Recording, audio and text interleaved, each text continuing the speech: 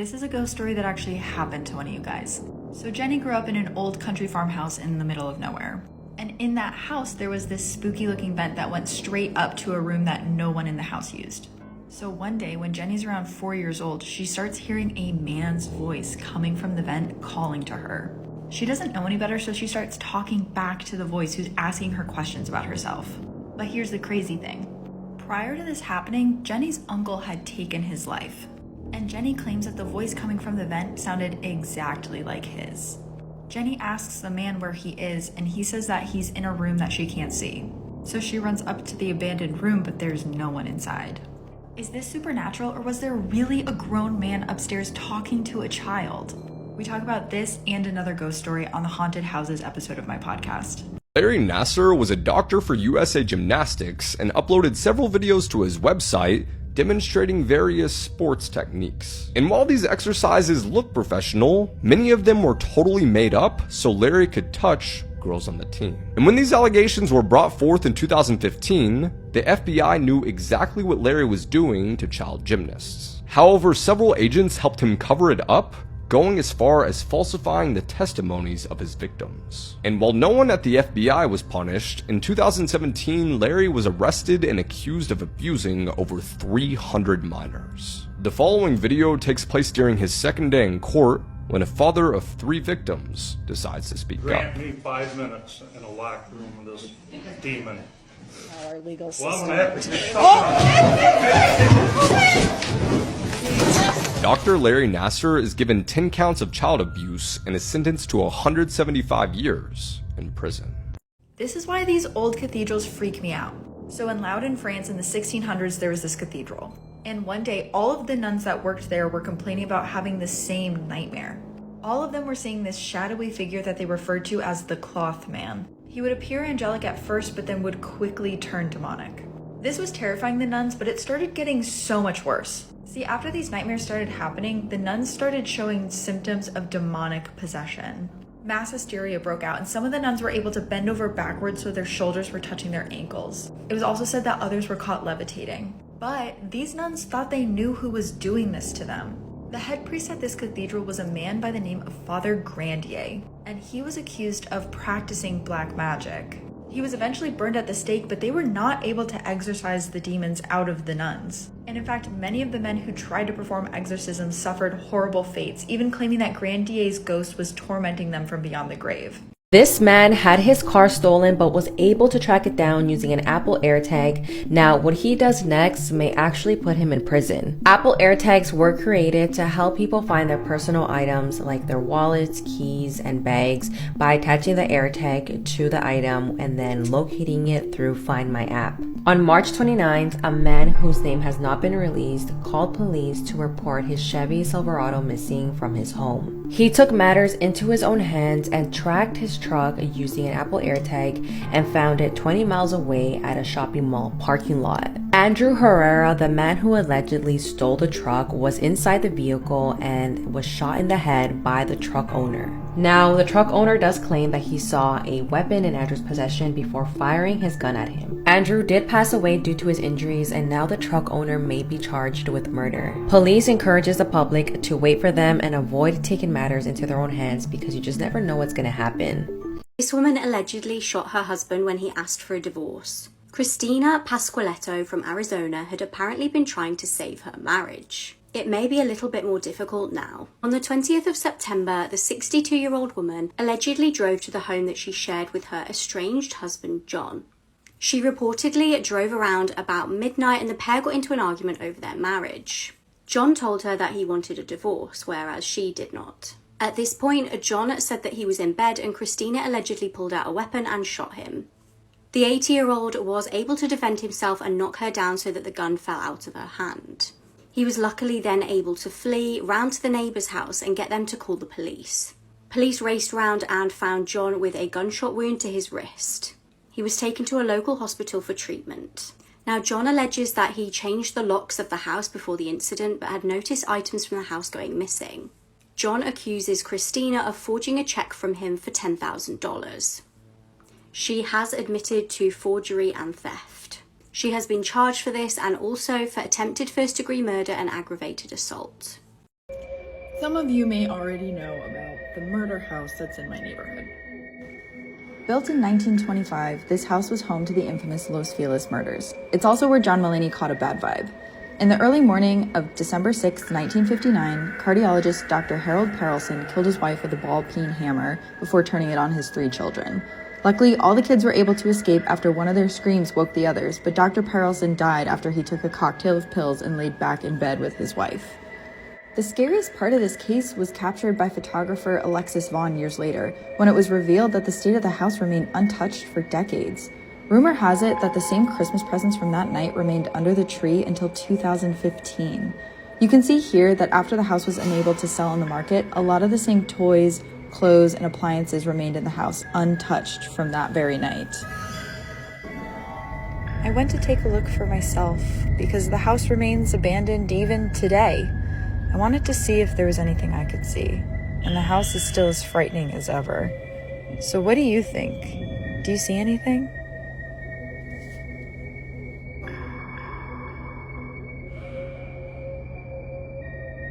This is the disappearance of 33-year-old Ella Goody. Ella Goody went missing on March 9th, 2022 while working a shift as a Lyft driver in Louisiana. Ella just started working as a driver in the beginning of 2022, and even though she didn't like the idea of strangers in her car, she became comfortable with it pretty quick. Ella's best friend Felicia said that Ella began doing ride shares without the app in order to make more money. Felicia spoke to Ella the day before she disappeared on Tuesday, March 8th. Then she called her on Wednesday and was unable to get a hold of her, and by Thursday, Felicia became extremely worried when Ella didn't get back to her. Felicia then called Ella's children, and they told her that their mom told them she would be making a trip to Texas and would be back by that night, but Ella never returned. By March 11th, Ella was reported missing, and her black 2012 Audi Q5 was later found 13 hours away in St. Joseph, Missouri. By May 3rd, her disappearance transitioned from a missing persons case to a homicide investigation. Investigators later found out that Ella was seen driving her car with a passenger named Brandon Francisco. 2 weeks after Ella vanished, Brandon was arrested for an unrelated case in 2018, which included second-degree murder. He pleaded guilty and was sentenced to 30 years in prison. Brandon was previously serving a 10-year sentence for attempted murder of his then wife, and he continues to be a person of interest in Ella's disappearance.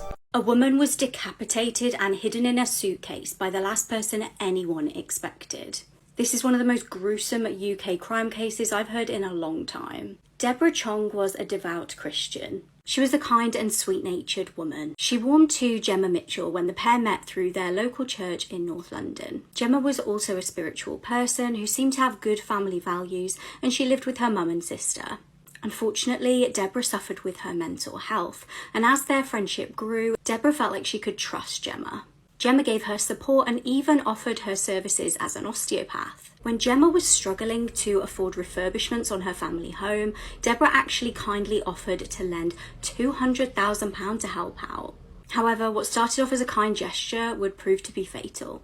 Deborah understandably had second thoughts about lending such a large amount of money. After informing Gemma that she'd changed her mind, she would go on to suffer a hideous death at the hands of her supposed friend. After killing Deborah, Gemma put her decapitated body in a suitcase. She then drove to Devon to hide the suitcase in the woods. Body in the Suitcase, The Murder of Deborah Chong is out now on Crime and Investigation Play. The 2-part series explores this hideous case, including fascinating interviews with Gemma's mum, Hilary. She still maintains her daughter's innocence to this day. Investigators explore this fascinating crime and examine the court case in this eye-opening documentary. UK viewers can use my code Charlie50 via the Crime and Investigation Play website to get 50% off. The app is ad-free, it works on all devices, and you can download documentaries to watch anytime on the go. Now, the 50% off offer applies to all sign-up options. The best offer is the yearly membership, which works out at less than 30p a week. To enter the code, click on the link in my bio and sign up via the website. Once you've registered and used the code, you can then download the app to your device and start watching. These are the final moments of 24-year-old Colleen Ritzer's life. She had absolutely no idea that she was being followed to the bathroom by one of her 14-year-old maths students. He was armed with a box cutter.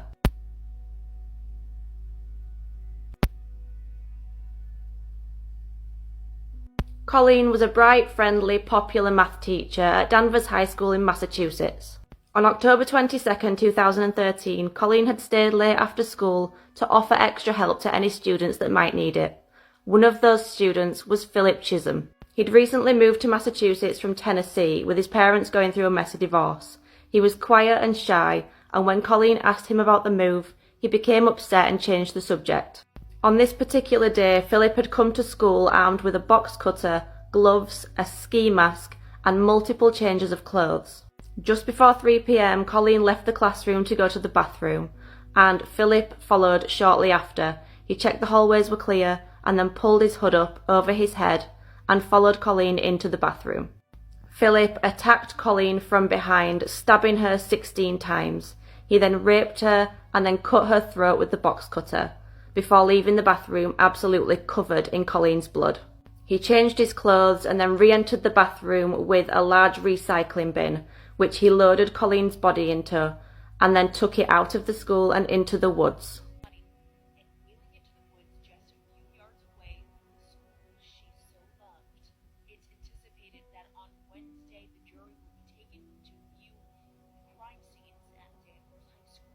Armed with Colleen's credit card, he then calmly went to eat some food and watch a movie.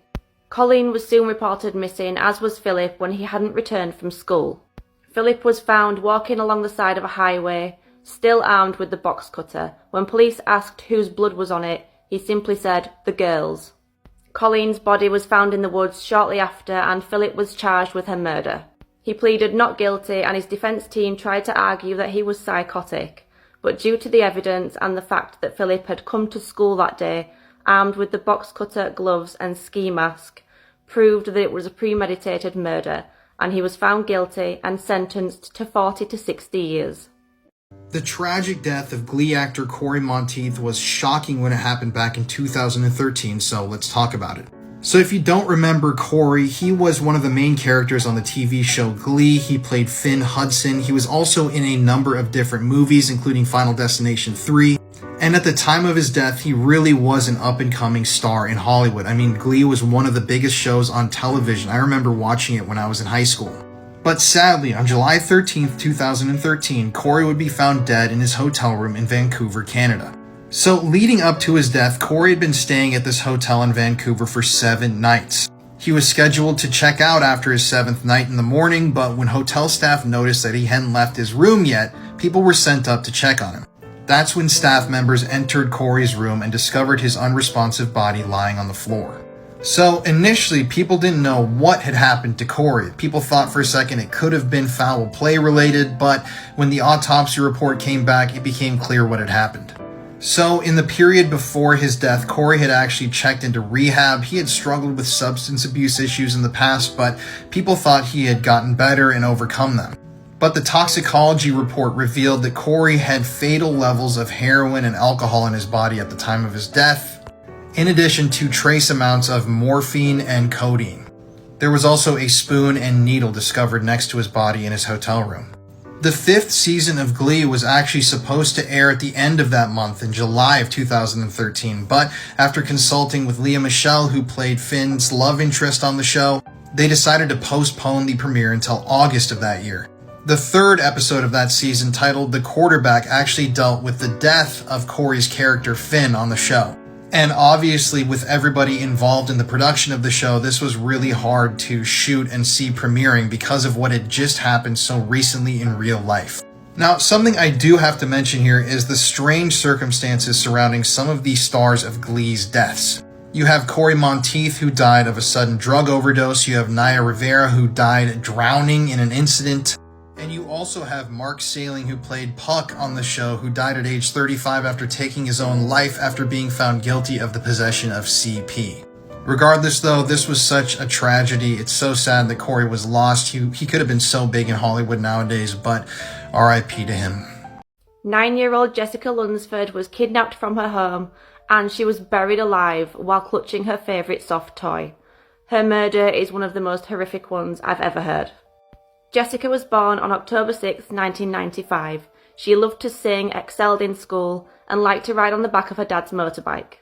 On January 24, 2005, Jessica's dad Mark heard Jessica's alarm going off in her room, so he went to check on her, only Jessica wasn't there. She was missing along with her favourite stuffed toy, a blue dolphin. Her school clothes were still neatly laid out and her bedroom window was closed, so Mark went to check the front door and found it unlocked. Jessica was reported missing immediately.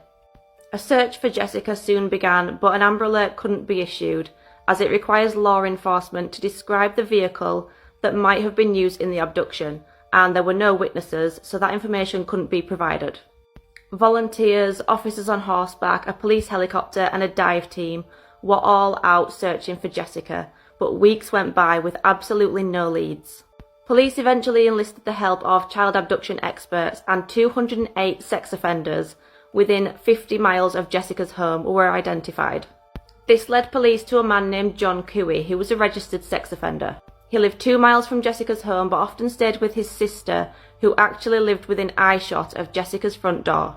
John was questioned and agreed to a lie detector, and when the results came back, he looked at the officer and said, "You don't need to tell me the results, I already know what they are," and he confessed to the abduction and murder of 9-year-old Jessica. He told officers where they could find Jessica's body, and it was discovered that she'd been buried just 200 yards from her front door, in John's sister's backyard. The true horror of Jessica's abduction and murder soon came to light. Trigger warning here because her murder is horrific. John said that he'd entered Jessica's home at 3 a.m. and found her in her bedroom. He'd woken her up and told her not to scream. He'd then taken her to his sister's house, where he'd kept her for the weekend in a closet, only bringing her out to rape her and taunt her with articles showing that everybody was out looking for her. When John decided that he was done with Jessica, he told her to climb into a large bin bag, saying that he'd take her home but didn't want anyone to see her. In actual fact, she was never going home. She climbed into that bin bag thinking that the horror was over, but he tied it up, threw her into a pre-dug grave, and buried her alive. When Jessica was discovered, she was clutching her dolphin tightly, and she'd managed to poke 2 fingers through a hole in the bin bag in an attempt to escape. She'd suffocated to death alone in the dark and absolutely terrified. John Cooey was found guilty and sentenced to death in 2005, but he actually died of natural causes while in prison just 4 years later. This murderous musician could be the worst man in country music history. Meet Spade Cooley. So back in the day, he was a Western swing musician, he led big bands, he was on TV, he was an actor. And his song, Shame on You, actually was the #1 song on the country music charts back in the 1940s. So even though he occasionally sang, Spade was really known for his fiddle playing abilities. And over the years, he worked his way to the top of Hollywood. He was friends with old cowboy actor Roy Rogers, he had his own show in Los Angeles on TV. And a lot of people credit Spade Cooley with being the king of Western swing. But in April of the year 1961, the world's opinion of Spade Cooley would change overnight. So before they were married, Spade Cooley's second wife, Ella Mae, was actually a singer in his band. They eventually fell in love, got married in 1945, and would go on to have 3 children together. Now, from the outside looking in, their marriage seemed pretty perfect, but on the inside, it wasn't as good. As it turns out, throughout their entire marriage, Spade had been cheating on Ella with multiple partners, and Ella had actually cheated on Spade, reportedly with cowboy actor Roy Rogers. So in 1961, Spade Cooley actually filed for divorce and requested custody of the couple's 3 children. But on April 3rd, something disturbing would happen. On that day, something snapped inside of Spade. And while he was at home with his wife and children, he forced his 14-year-old daughter to watch him murder her mother. And this murder was brutal. Spade repeatedly bashed Ella's head into the floor. He stomped up and down on her stomach, killing her. And then he put out a lit cigarette on her body to make sure that she was dead. Keep in mind, this was all in front of his 14-year-old daughter. He forced her to watch. Now, obviously, Spade was arrested shortly afterwards. He was eventually found guilty of killing Ella.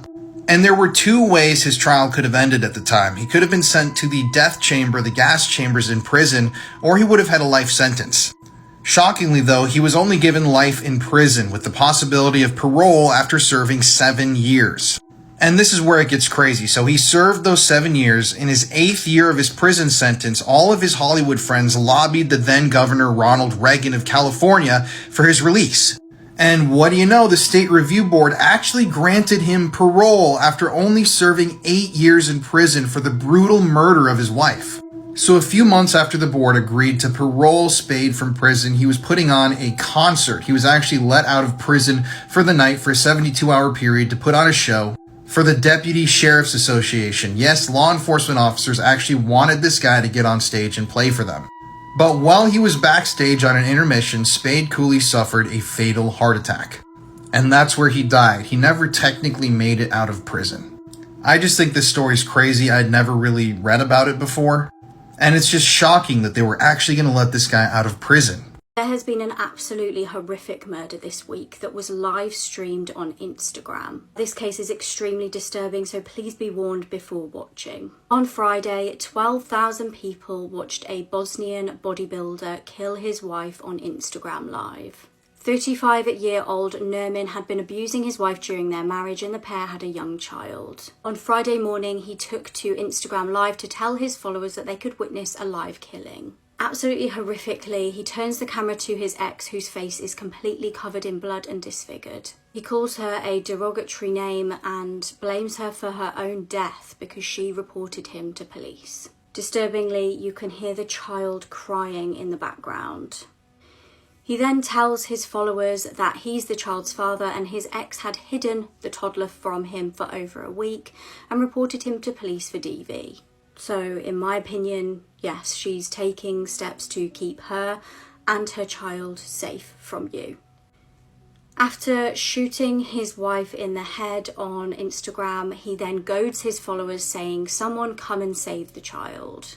A police chase then began and he went on a shooting rampage. He continued to film and tells his viewers that he's killed 2 other people who actually turned out to be an innocent man and his young son. He also wounded a police officer, another man and a woman while on the run. He ended up unaliving himself on the same day.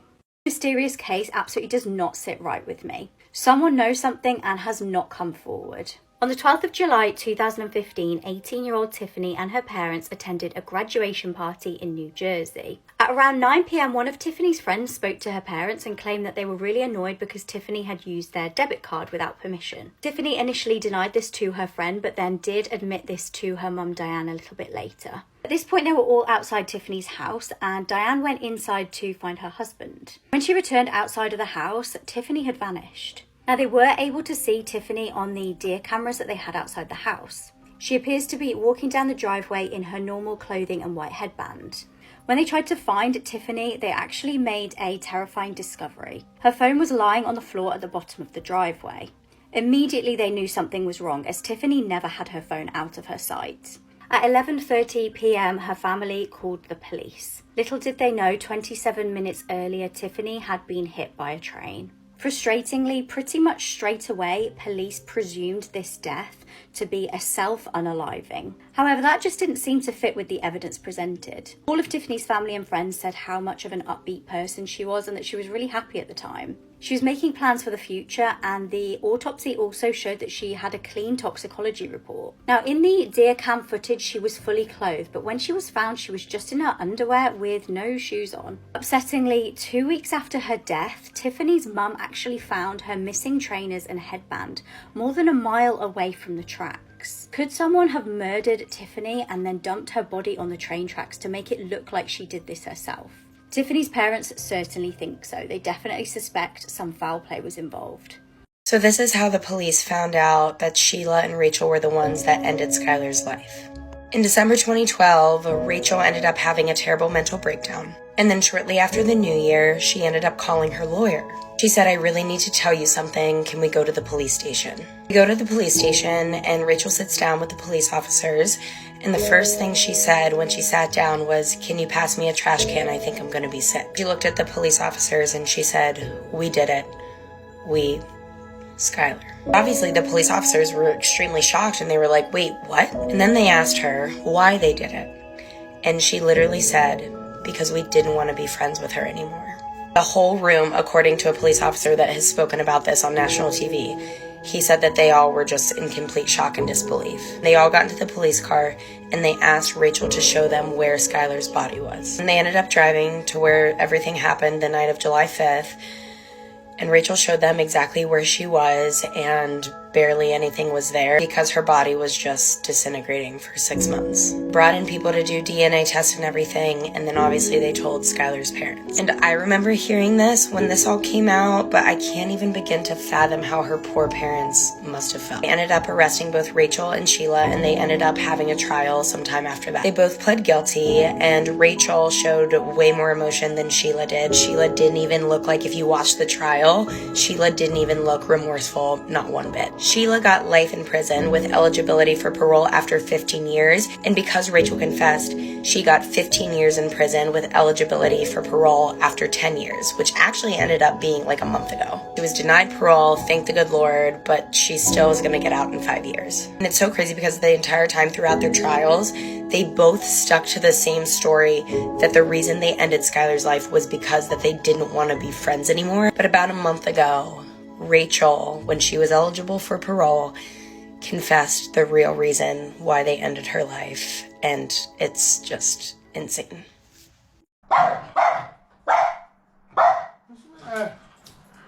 What? Look in there, mate. Look in there. What? Look in there.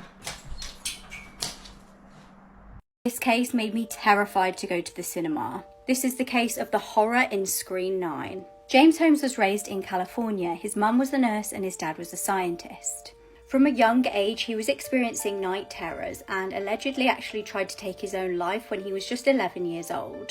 He was apparently obsessed with guns and weapons and had dreamed of becoming a mass murderer. Between May and July 2012, he legally bought 4 guns. Background checks were conducted and he was allowed the weapons. He also bought spike strips, which, if you don't know, pop the tyres of cars if they chase after you. On July the 19th, just hours before tragedy would unfold, James mailed his notebook to his psychiatrist. Inside the notebook, James detailed his plans to kill. The notebook was actually discovered later on undelivered. Just prior to entering a cinema in Aurora, James rang a crisis line to tell them about his plans to kill. However, the call was disconnected after just 9 seconds. At the midnight showing of The Dark Knight Rises, CCTV captures James walking into the cinema. He walks into Screen 9, props open the door, and then walks back out again. Shockingly, he goes to his car and gets guns out and gas canisters. He re-entered the screen at about 12:38 p.m. and set off 2 gas canisters. When he entered Screen 9 again, he immediately opens fire on the audience, instantly killing 10 people. 2 others later died in hospital from their injuries. An additional 70 people were injured. This was an absolutely packed out cinema. James also shot at people as they scrambled to exit the screen. His youngest victim was a 6-year-old girl. Witnesses said this all unfolded as there was actually a gunfight on the screen, and initially they all thought it was special effects and just part of the film. Police were actually on the scene very quickly after the first 911 call. James surrendered to the police and was arrested in the car park. He was apparently very calm when he was arrested and told police that he had booby-trapped his apartment. When police investigated his apartment, this was found out to be true. He was sentenced to 12 consecutive life sentences. The day after Sheila and Rachel ended Skylar's life, Rachel, the next morning, went to church camp. But what Sheila did is quite literally disgusting. The next day, Skylar's parents were freaking out. They had no idea where she was. And so her mom began to call Skylar's friends and family. And when Skylar's mom called Sheila, Sheila went over to Skylar's house, met with her mom and dad, sat on Skylar's bed, cried with her mother, wondering when Skylar was going to come home. So she ended her life the night prior, then was sitting on Skylar's bed, consoling her mom, telling her that everything was going to be okay and that Skylar would come home and that they would find her. And not only did she do that, but she literally tweeted, and I quote, "We really did go on 3." And that to me just shows how messed up of a person she is. And when Rachel came back from church camp, they continued to put up this whole facade of, oh my gosh, where's our best friend? What happened to her? Where is she? For about 5 months. These girls were full on in the fall when school started, went back to school. They were walking around high school like absolutely nothing. And granted, they were suspects and they were being interrogated throughout the school year. And there were rumors going around Morgantown that they did it, but nothing was ever solidified. But in December of 2012, Rachel had an insane mental breakdown. Then a week later, she called her lawyers and she said, I need to tell you something. And that's when she told the cops that they did it.